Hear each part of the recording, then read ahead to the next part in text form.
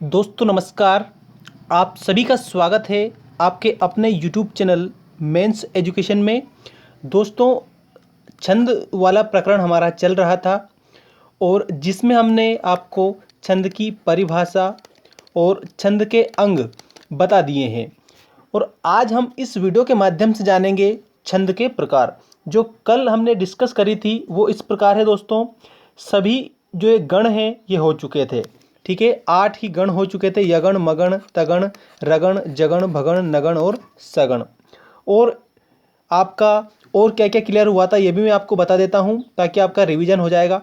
पाद या चरण, यति या विराम, मात्रा और गण, इनके बारे में आपको बता दिया था। और छंद की जो परिभाषा है, दोस्तों, वो परिभाषा भी मैंने आपको बता दी थी।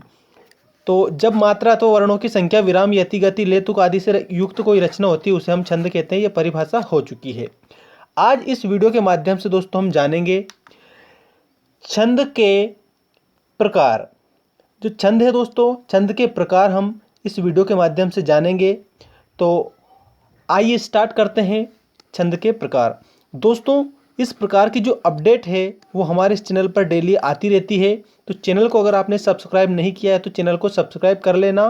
और यदि आपको इसका पीडीएफ चाहिए तो हमारा जो टेलीग्राम चैनल है दोस्तों, मेंस एजुकेशन, जिसकी लिंक हमने चैनल के अबाउट सेक्शन में दे रखी है, वहाँ पर भी जाकर आप टेलीग्राम चैनल की लिंक को ओपन करके टेलीग्राम से जुड़ सकते हैं, जिससे आपको पीडीएफ प्राप्त हो जाएगी।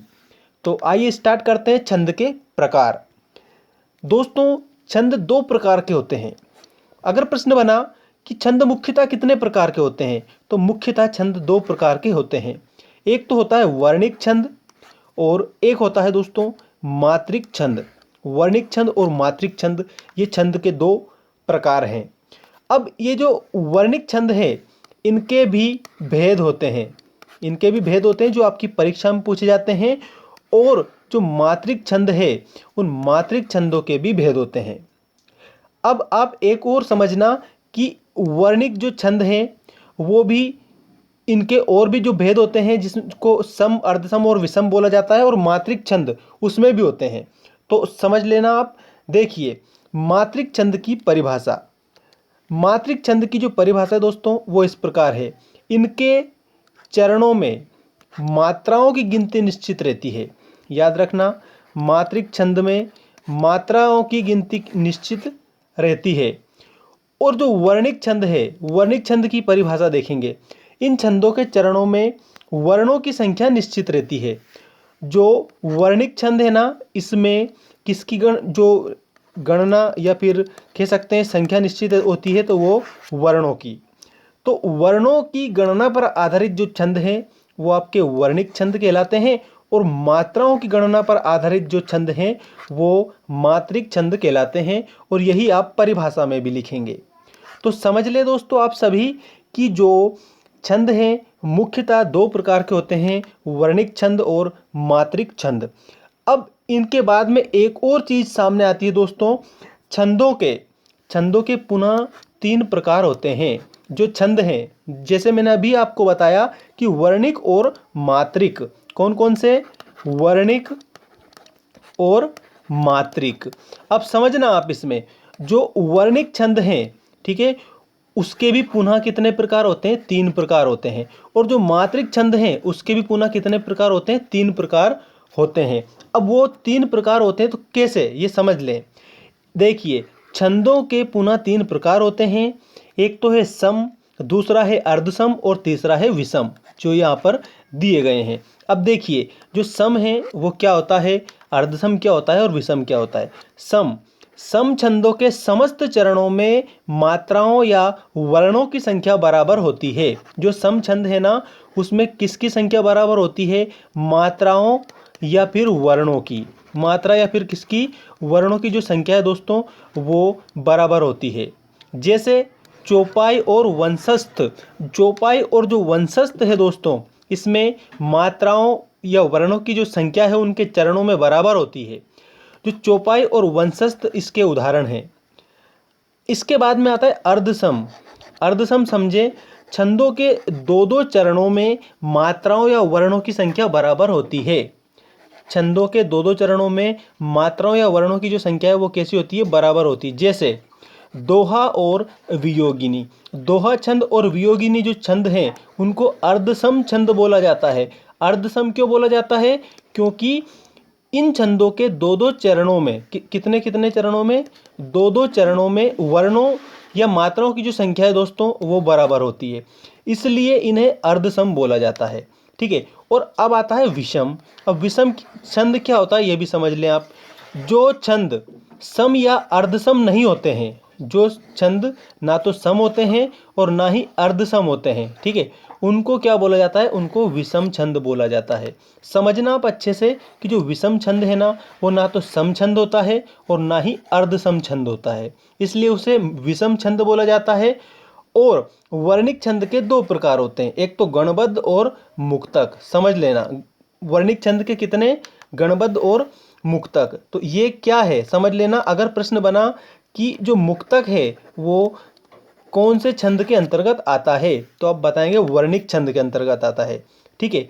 तो सम, अर्धसम और विषम ये जरूर आप ध्यान रखेंगे, क्योंकि जो सम छंद है उसमें चरणों और जो उनके चरण होते हैं मात्रा और वर्णों की संख्या बराबर होती है।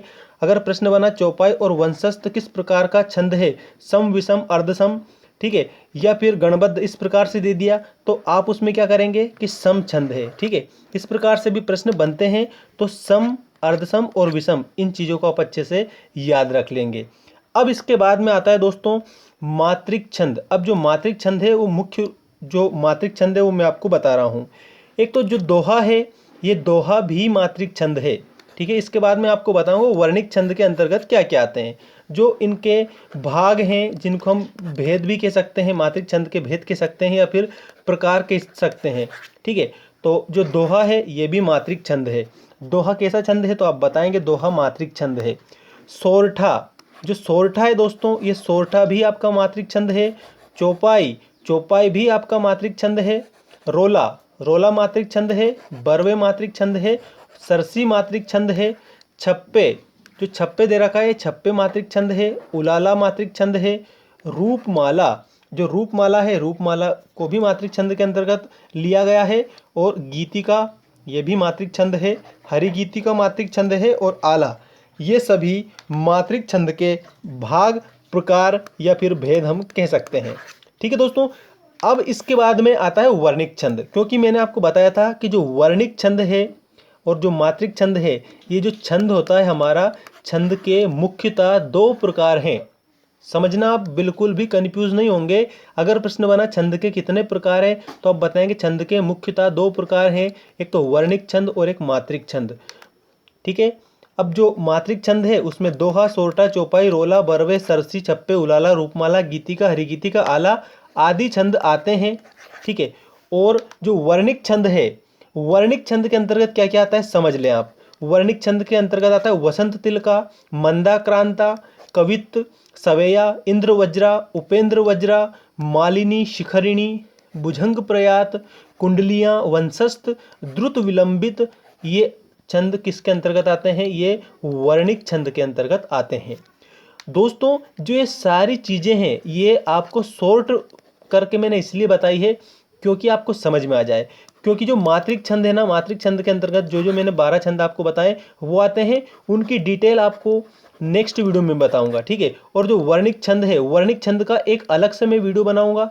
ठीक है। जिसमें आपको वसंत तिलका बताऊंगा, मंदाक्रांता, कवित्त, सवैया, इंद्र वज्रा, उपेंद्र वज्रा, मालिनी, शिखरिणी, भुजंग प्रयात, कुंडलियां, वंशस्थ और द्रुत विलंबित, इनको आपको समझाऊंगा। लेकिन उसके पहले हमें बेसिक्स चीज़ें आपको याद होनी चाहिए। हमें अच्छी तरह से क्या याद होना चाहिए? बेसिक्स चीज़ें याद होनी चाहिए।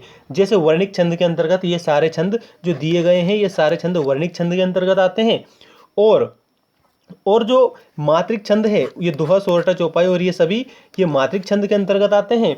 और एक बात और समझ लें आप इसमें कि जो छंद हैं, छंद के 3 प्रकार होते हैं, सम, अर्धसम और विषम। तो ये समझना वर्णिक छंद के, किसके? वर्णिक छंद के। अब वर्णिक छंद में ये सम भी होता है, अर्धसम भी होता है, विषम भी होता है और मात्रिक में भी होता है। ठीक है। अब जो वर्णिक और मात्रिक दोनों में होता है, लेकिन वर्णिक छंद के एक और प्रकार से भाग हैं, एक तो गणबद्ध और एक मुक्तक होता है। अब जो मुक्तक है वो समझ लेना, उसको मात्रिक छंद माना गया है, लेकिन ये वर्णों की जो गणना है उससे मुक्त होता है। किसकी गणना से मुक्त होता है? ये वर्णों की गणना से मुक्त होता है। वर्णों की गणना से कोई भी लेना देना इसका नहीं होता है, तो वो मुक्तक होता है। तो मैं उम्मीद करता हूँ कि आपको ये छंद के जो प्रकार हैं दो, ये समझ में आ गए होंगे, वर्णिक छंद और मात्रिक छंद। ठीक है, तो मात्रिक छंद, इसके चरणों में मात्राओं की गिनती निश्चित रहती है। वर्णिक छंद, इसके छंदों में चरणों, जो जो छंद के चरण होते हैं इसमें वर्णों की संख्या निश्चित रहती है। और छंदों के पुनः तीन प्रकार, सम, अर्धसम और विषम, जो दोनों में होते हैं, वर्णिक में भी होते हैं, मात्रिक में भी होते हैं। और इसके बाद में आपको याद रखना है मात्रिक छंद। मात्रिक छंद में आता है दोहा, सोरठा, चौपाई, रोला, बरवे, सरसी, छप्पे, उलाला, रूपमाला, गीतिका, हरिगीतिका और आला। और इसके बाद में वर्णिक छंद। वर्णिक छंद में आपके आते हैं मुख्यतः वसंत तिलका, मंदाक्रांता, कवित्त सवैया, इंद्र वज्रा, उपेंद्र वज्रा, मालिनी, शिखरिणी, भुजंग प्रयात, कुंडलिया, वंशस्थ और द्रुत विलंबित। और जो छंद है दोस्तों, छंद की परिभाषा मैंने आपको बताई दी थी इसके पहले वाले वीडियो में, कि जो छंद है ना दोस्तों, वो जो छंद आपका होता है कि समझ ले, देखो परिभाषा देख ही लो, जब मात्रा अथवा वर्णों की संख्या, विराम, गति, लेतुक आदि से कोई युक्त रचना होती है उसे हम छंद कहते हैं। तो ये दोस्तों ये छंद की परिभाषा थी। अब इसमें मैंने आपको एक चीज़ ये भी बताई थी कि देखिए ये वाला पाद या चरण हो चुके हैं। सभी छंदों के 4 भाग होते हैं, प्रत्येक को पाद या चरण कहते हैं। ठीक है, और उसके बाद में यति या विराम बताया था। कविता पढ़ते समय, गाते समय कहीं कहीं हमें थोड़ा रुकना पड़ता है, इसे यति या विराम कहते हैं। और इसके बाद में मात्रा बताई थी, स्वरयुक्त वर्ण को बोलने में जो समय लगता है उसे मात्रा कहते हैं। और मात्रा के बाद में गण बताए थे। गण 3 वर्णों का जो समूह होता है, 3 जो वर्ण होते हैं, 3 वर्णों का जो समूह होता है वो गण कहलाता है। और इन गणों में आदि, मध्य और अंत वर्ग के लघु गुरु होने की दृष्टि से गण 8 प्रकार के होते हैं। प्रश्न बना कि गण कितने प्रकार के होते हैं, तो गण 8 प्रकार के होते हैं। और 8 प्रकार के कौन कौन से, आइए देखते हैं। ये 8 प्रकार के जो गण हैं वो इस प्रकार है। देखिए, ये यगण, मगण, तगण, रगण, जगण, भगण, नगण और सगण। तो ये आपका जो छंद वाला इम्पोर्टेंट जो वीडियो है दोस्तों, ये आज हमारा 2 भाग और मैं आपको बताऊंगा। आज हमारा अभी पूर्णतः कंप्लीट नहीं हुआ है, सिर्फ हमने इसके भेद या हम कह सकते हैं प्रकार, छंद के भेद या प्रकार बताए मुख्यतः 2, एक तो वर्णिक और मात्रिक। पाद, चरण, यति, विराम, गण, और ये पहले वाले वीडियो में बता दिए थे, उसकी लिंक मैं डिस्क्रिप्शन में दे दूंगा। ठीक है, लिंक डिस्क्रिप्शन में दे दूंगा। और इसके बाद में 2 वीडियोस बैक टू बैक आएंगे, जिसमें जो वर्णिक छंद है, वर्णिक छंद के भेद होंगे। और उसके बाद में मात्रिक जो छंद है, मात्रिक जो छंद है दोस्तों, मात्रिक छंद के जो भेद हैं वो होंगे, जिसमें आपको सभी की परिभाषा और उदाहरण, परिभाषा और उदाहरण बताए जाएंगे। ठीक है दोस्तों, मिलते हैं नेक्स्ट वीडियो में। चैनल को सब्सक्राइब जरूर कर लेना, और पीडीएफ अगर आपको चाहिए तो टेलीग्राम को ज्वाइन कर लेना। चैनल के अबाउट सेक्शन में जाकर वहाँ पर आपको मिल जाएगा दोस्तों। ठीक है, क्या मिल जाएगा? टेलीग्राम की लिंक मिल जाएगी, जिसको आप क्लिक करोगे तो आपको टेलीग्राम चैनल मिल जाएगा। और टेलीग्राम चैनल का नाम है मेंस एजुकेशन। जैसे ही आप टेलीग्राम पर मेंस एजुकेशन सर्च करोगे तो भी आ जाएगा, ताकि आपको पीडीएफ उपलब्ध हो जाए। यदि पीडीएफ चाहिए तो चैनल को सब्सक्राइब कर लेना, टेलीग्राम चैनल को भी। ठीक है दोस्तों, मिलते हैं नेक्स्ट वीडियो में। धन्यवाद।